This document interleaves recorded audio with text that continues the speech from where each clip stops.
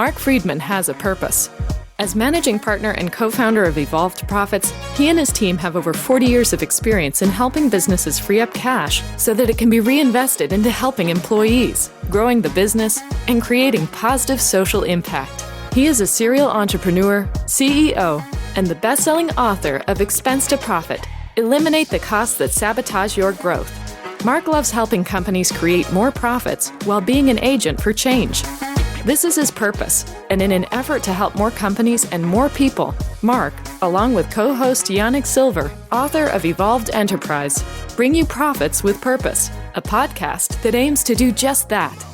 On the show, Marc and Yanik talk to successful corporate decision makers, exploring valuable lessons learned, experiences in growing a company, ways to reduce expenses, and all the ways a company can have a positive social impact. Join us each week and get in on the discussion so we can all have more profits with purpose. And now, here's your host, Marc Freedman. Welcome to another edition of Profits with Purpose podcast. Today's guest is Rick Perez. He is the founder and CEO of Avangard Innovative, and he drives the overall strategic vision of this diverse company that consists of the largest waste and recycling company in the Americas. Rick's primary focus is on transforming the waste and recycling industry. This company has proven itself to be a leader in the industry, showcasing its ingenuity in recycling and waste optimization while introducing a technology-based process. Rick also understands the importance of serving the community in which you build your business. He devotes much of his time to supporting the Greater Houston area by serving on multiple boards, such as the Greater Houston Partnership, the Boys and Girls Club, as a member of the esteemed YPO Real Leaders global organization, as well as the advisory board of Houston Methodist Hospital. He was named the 2018 EY Entrepreneur of the Year. Through his thoughtful leadership, he guides a stellar lineup of dynamic team members, all driven to delivering on the company's mission of creating lasting partnerships that will benefit the environment by helping clients treat waste intelligently and properly, something we truly need in this country. The focus is driving waste and recycling optimization, utilizing technology to create sustainable solutions that are economically sound, environmentally friendly, and socially acceptable. Welcome to Profits with Purpose, Rick. Thank you so much, Marc. It's great to be here. And wow, that was a great intro. I really appreciate that. That's great. Did I miss anything? Did I miss anything that was important? I think you did better than me, Marc. Excellent. Love it. So why don't you tell me about your background and how you ended up in the recycling business? Crazy story, Marc. I thought I was going to be a trial attorney, and it ends up I'm running a recycling company. And so I was close to what I thought I was going to do. No, the crazy story is I was born in Mexico City. I was fortunate enough to come to this country when I was 8 years old. And, working as a waiter at Outback Steakhouse. And at the time, there was a big problem in Mexico that friends of mine from Coke and Pepsi said, hey, look, we have a lot of bottles. And I flew down there, and I was living in my parents' house. And I realized there's an opportunity with these bottles. There were football fields of them. And again, it's how to figure it out, right? So find a way to win is kind of my motto, find a way to win. And, slowly but surely, we ended up growing that business to be the largest recycler of PET. As a private company, we're the largest one. So we got to do 90,000 tons of PET bottles, built a plant to convert it back to post-consumer resin that went and got sold to one of the largest Coca-Cola groups in Mexico. So that was the start of the career. We've been, again, it's building a great team around us, like you said, and having a few people believe in you and that you can execute the plan. So it's been really a fun ride. So cool. My father-in-law actually was in the waste and recycling business, as well as the scrap business in Erie, Pennsylvania. So I do have, I say enough knowledge to be dangerous, but not intelligent. We'll leave those conversations to you. So tell us about Avangard Innovative and what exactly the company is really all about. Because you've got some really great stuff on your website that really describe it that I think a lot of people would be interested in. Oh, thank you. Well, what Avangard Innovative does is our mission and our purpose is to become a zero waste to landfill company. And an idea is we believe there is a path to zero waste. So that's a mission and our purpose as a company. So how do we do that? It's really, we have three pillars of our organization. One, we rolled out our technology called Sustain. So what Sustain does, we use artificial intelligence to look inside dumpsters, open tops, and then we put them in our compactors, forklifts. So basically we make dumb equipment really, really smart. And what does that do? If you look at it now, every time something enters the waste stream, think about your iPhone. It auto detects your face recognition. So it's face recognition software, but we're looking for cardboard, plastic, aluminum, metals, anything that can be recycled, and it creates an alert. And what we're doing is trying to change habits, and we're trying to monetize that, right? We take it out of the landfill, we put it in a baler, then we sell that back into our plant, or we process it to go right back into another product. So truly circular economy, lowering carbon footprint, and helping companies with their ESG score. So technology first, then what we call Natura or process. And that's really about customer excellence, like ensure that we're actually moving, picking up, moving the recyclables, all the logistics and the movement and all the management of that. And we have over 20,000 locations that feed our network. So in 9 different countries. And so then you have what we call our manufacturing, which we bring flexible packaging, plastic, cleaner bags, water overwrap, a stretch film, and then we convert that to a 75% less carbon footprint plastic that goes right back into the products. So publicly, we did an announcement that we're a strategic partner with Dow Chemical, another huge company of ours that we work with is ITW Hycom for every 6-pack rinse in the world, and so on and so on. So we deal with the largest, the biggest companies in the world to work together to make sure that we make the best and the most important impact for our environment, and yet they make money on it. So it's green and green, so everybody wins. Wow. So what was your aha moment that made you realize that recycling would make you an entrepreneur? Wow, that's a great question. To be honest, it was my first order was going back to my server days. I was probably making $80 a night, and that was a good day. My first order in my career as a recycling, I was $55,000. So that was an aha moment for me. Wait a minute. Somebody's going to pay me to collect some bottles and send it to them. So that was an aha moment. But in my career, I've had many, to be honest. The other one was, I did a speech once, and the chief strategist for Google was talking about, if you're not in the data business, you're nobody. And the head MasterCard was on that panel. So there was 3 of us, and I was going to come talk about dumb equipment and recycling. And I realized at that moment that we had to make sure, how do we put technology and data into our business? And that's how Sustain came about. So, and truly the other thing is the game changer, because if you can visualize something, you can see something, you can actually make change. Nobody looks inside of dumpsters every day. And how do you manage?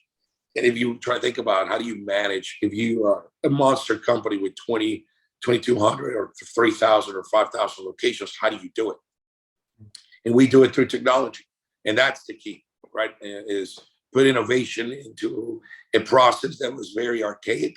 And then now we always kind of take it a lead role. We like to take challenges, and just like we did in the PT and built the largest facility in the world today, still the largest. Now we're doing it with flexible packaging. So, and that's the hardest thing to do, because there's thousands of formulations. When people think of plastic, they look at a bag or they look at a cleaner bag. They all look the same to them, but it isn't. Every single plastic has a different property to that's stretchy, or it's got some kind of additive in it. So there's thousands and thousands of formulation, and we got to get it right back to a single specification so they can reuse it again. Very complicated, but we have an amazing team that was able to get that, and we're still scaling. So we're the largest manufacturer for PCR in the United States and soon to be in all the world. Wow.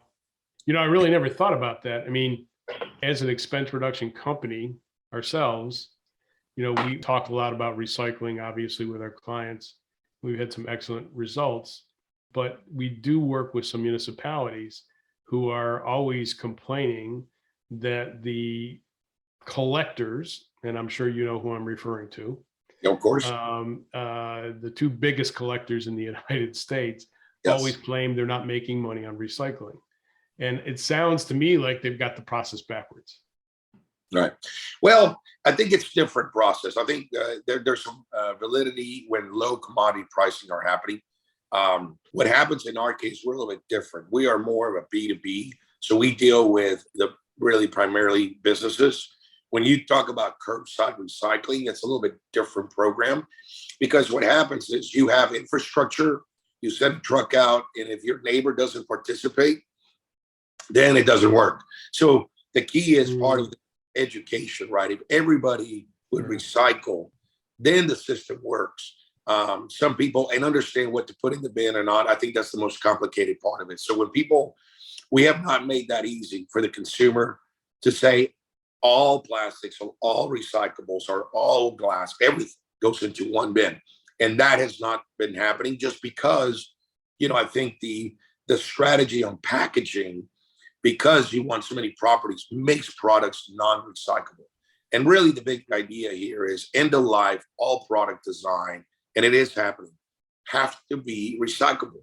So when we talk about making a product, when you start it, the birth of a product has to also have a true circular economy back to a product all over and over again. And I think those are the conversations we're having with all the major brands.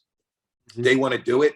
And I can tell you, I've been doing this for 30 years. I'm a dinosaur in this thing.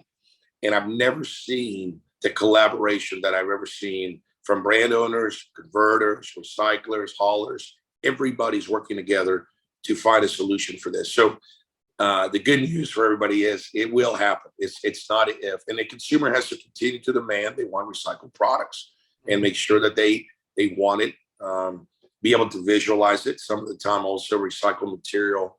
Some people want it to look exactly like the perfect packaging. We have to accept the recyclability. It's never going to look like a prime product resin. So that does what makes us great as people, that the differences of people, the difference in packaging, we should embrace that as a consumer. And that's how you're going to see what we're going to see. But it's great. It's a great time to be in our business, and great time for the environment. Very interesting. Yeah, I guess the training of consumers is probably the hardest part in this whole process.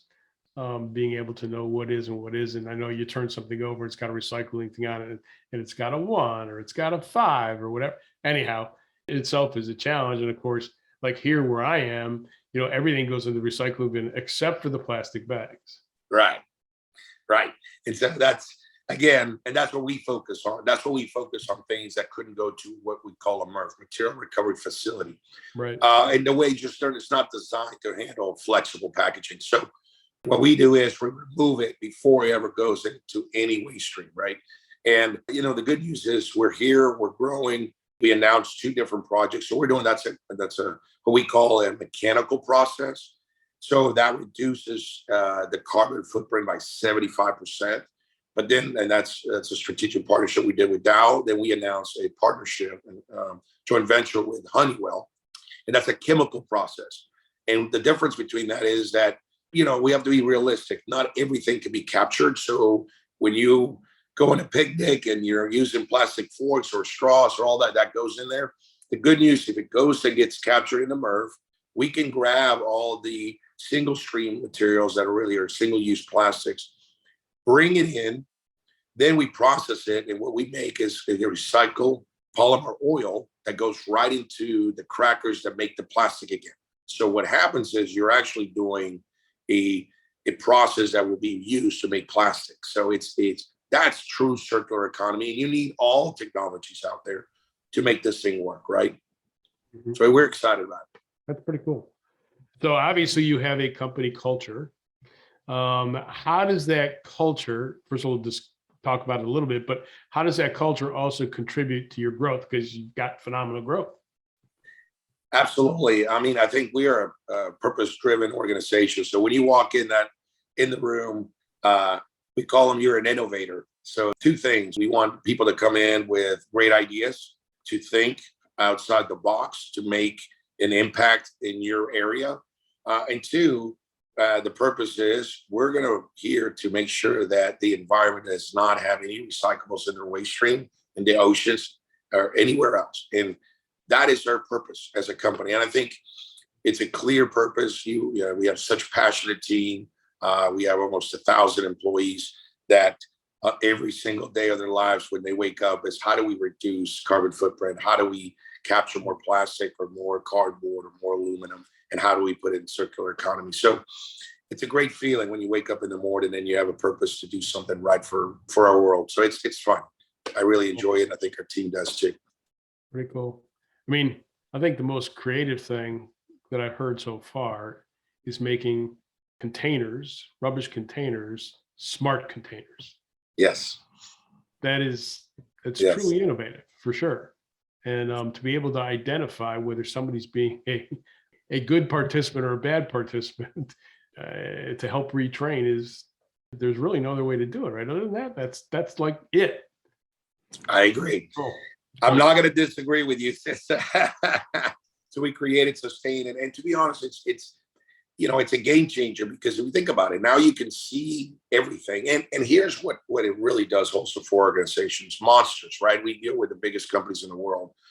Right now is their ESG, right? So they're publishing how they're going to do their ESG. We can help them definitely in the environmental side. So when we report, it's coming directly from the system. There is no fudging of numbers. It is what it is. It's true data. The archaic way, you would get an Excel spreadsheet with whoever took it, and then you would hope that that's the case. Well, we don't. We track it all the way through. We can identify exactly even to what packaging it went back into. So it's really interesting, the ability to create transparency into the network, give them an opportunity to just go into one dashboard, see everything. And when you're doing company-wide implemented processes, you can show data. So data does not lie. And that's the key about this thing. When you can prove to everybody, and I think humankind in general want to do the right thing. Nobody wants to hurt the environment on purpose, right? The problem is you don't know what to do and how to do it. So that's our job, to help organizations and people and continue to help them by data, by optimization. Our teams go out, set them, explain, we create all the designs and processes for them to be successful. So that's what we do. It's fun. So I know, like Chairman Fink Rock just recently said, they're going to require all the public companies that they invest in. Yeah, that's correct. So yeah, if you look at ESG, all the capital markets are not going to go to companies that are not doing the right thing by the environment. It's just not going to happen anymore. The days of doing the pollution, don't care about what you're doing. So I think I was saying that BlackRock is basically requiring the companies that they invest in, and they invest trillions of dollars, to provide quarterly reports of how they're being better citizens. How are they, their carbon capture, their ESG programs. So what you're providing companies, both large and small, is that very data that is going to be needed for major investments, not from a money management standpoint. And I would suspect, because BlackRock is one of the leaders in the industry, and I don't know, are you seeing requests like that from companies that you deal with, or you're just providing the data and they're just not really telling you why they're requesting the data? Oh no, everybody knows why we're doing this.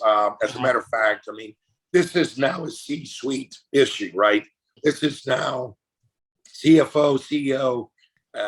That's part of what they do in quarterly reports and earnings. You'd be surprised the amount of time that it's getting focused on ESG and what is the company going to do. Everybody knows that companies need to make money, but now if you don't do the right thing, you're going to have a lot of problems. And so capital markets are going away from companies that don't do the right thing. Yeah, it's absolutely there for sure.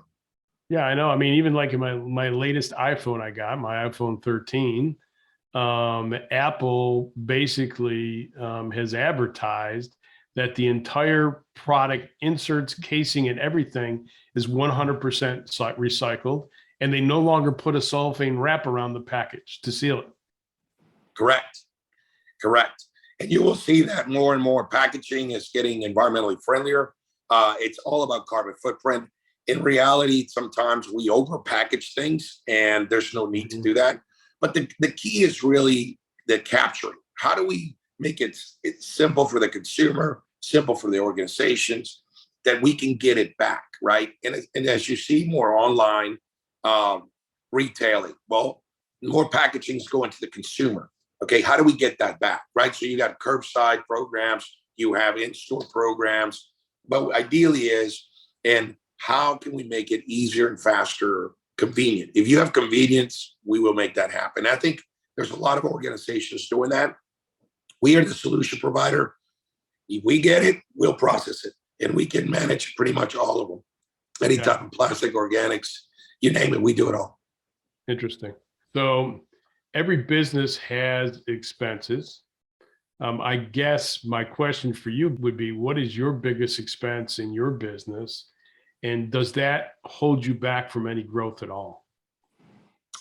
Well, I mean, we have 1,000 employees, so that people is an expense, but it's our biggest asset, right? So we love growing and staffing up and doing the right thing. Obviously, our biggest expense is capital expenditure on equipment. I mean, we're deploying hundreds of millions of dollars on infrastructure to be able to process, the plastic, the flexible packaging, sorting equipment, balers. So we do a lot of that. And then our technology sustained. And we deploy it everywhere. And so it's starting to become more of a capital intensive business as we scale the size that we're doing. But yeah, again, I mean, if you can invest capital, that means there's going to be return. That means it's going to be profitable.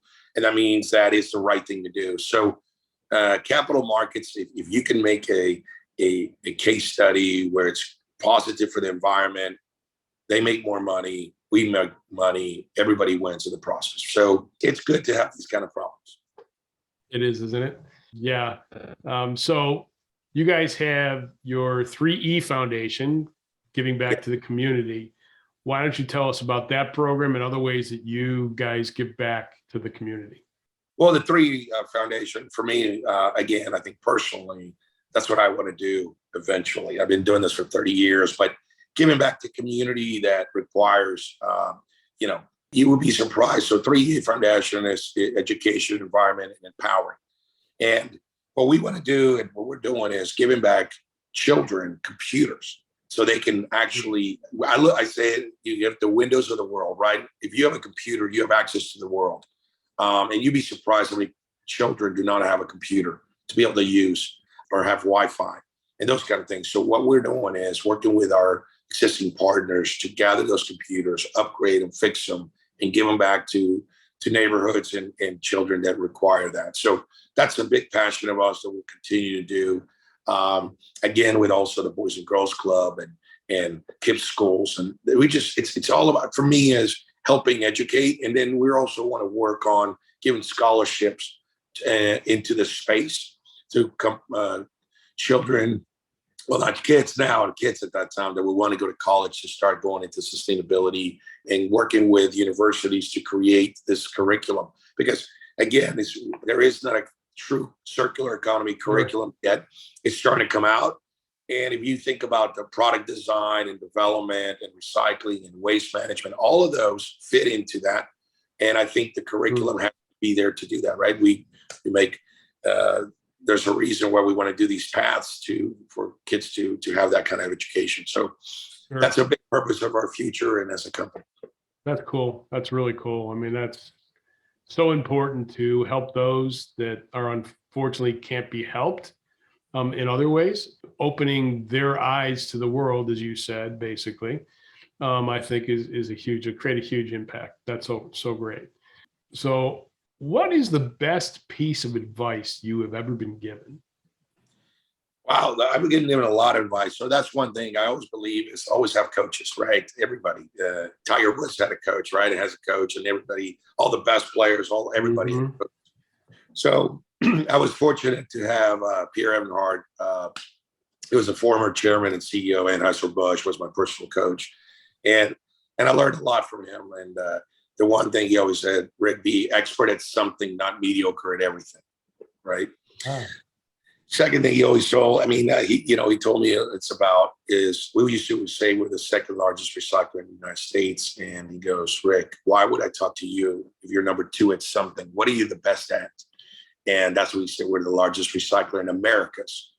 So, learned a lot of that. And then obviously I go to school still and case studies and do a lot of great things and had a lot of good professors still. And one I still love, as the saying is, start with a positive comment, address an issue, positive outcome, negative comment, negative issue, negative outcome. And it's that simple when we talk. And we in an organization in general, you deal with problems all day long, especially in my position. I deal with issues every day. So the way to do it is, well, let's celebrate and let's find a way. And I love challenges. So I look at it as a challenge. And we're always going to have more challenges than we have wins, right? So how do you take those challenges on and spin them to be a good thing, right? We want to live, because everybody has a perception of, that says they're not going to accept that. They won't do this. They won't take that. And I always say, who's they? Do you believe it? And I always tell my staff, if you believe it, why would they not believe it, right? And so you're always fighting also internally that people limit themselves and the ability to do something. Oh, I can't do that. No, they won't say this. I don't believe in that. My motto is find a way to win. And I believe in that. I say play to win. Because again, if you're not going to try to win, and winning for me is it's not making money. And winning is whatever you put your mind to, be the best. And the last thing I would say is never, ever have a backup plan, ever. People that say they have a backup plan, that is their plan, right? I always say, well, I'm going to be a doctor, but if I don't make it, then I'm going to be, working at X. Well, hold on a second. You want to be a doctor? Be a doctor. Make it happen. And if you have a backup plan, you'll always go to your backup plan because that's the second one, the easiest one, right? So in my life, the one thing I always tell people, don't ever have a backup plan. If you look at the top athletes in the world, do you think they ever said, well, if I don't make it in the NBA, I'll go, do this? No. They said, I'm going to be the best NBA player or NFL player. Or doctors that said, I'm going to be the best doctor. I'm going to be a plastic surgeon. I think you need to do that in every profession that you want to be. And you have to fight for it. Every day is different. Every day is harder. But that's what makes life worth living for me. Oh, cool. So great. Is there anything that I haven't mentioned that you want to touch on? No, I think really the one thing I like to touch on is the collaborative part. We all need to work together to really create this. We have such a beautiful world and we have such a beautiful, if you look at our mountains, our rivers, our oceans, we got to take care of them. So, we have to be smart as a consumer to also put things in the right place and help us. It's going to take the whole village and villages all around the world to make this thing happen. But the good news is I want to make sure that we end up in a great note saying it's happening. We love what we're doing. The space has never been more aligned on helping. And again, as long as it's sustainable, I would say business has to be sustainable environmentally, socially, and economically. If you can make it work and it makes sense, and as we talk about, it's got to make economic sense, because if not, it's called philanthropy. And philanthropy is the first thing any company cuts. So the good news is it all works together. So we're super excited, and I'm so glad I was able to be here with you, Marc. Well, I appreciate it. Thank you very much. We'll have obviously all your information in the show notes for the show, but if there's anybody that would like to get in touch with you, what's the best way to do that? Well, the easiest way to go is our website, avangardinnovative.com, and we have a form and what the topic is, and I promise you that we'll reply and get back to you. And then obviously that's the easiest way, because now that's how data is driven, and it tells you where it goes, and anybody wants to be in touch with myself. It's also at rperez@avaicg.com. That's my email directly, and I will definitely respond back to you. Terrific. Well, thank you. Appreciate you. Your insights and what you guys are doing is absolutely phenomenal, because you're in the right place at the right time. We need more people like you, or more ways to coordinate the effort that you're doing and roll it across, not just here, but everywhere in the world. So, Rick, thank you so much. Appreciate it. It's the other round. Thank you so much for having me. Take care. Thanks for listening to this episode of Profits with Purpose. Don't forget to subscribe.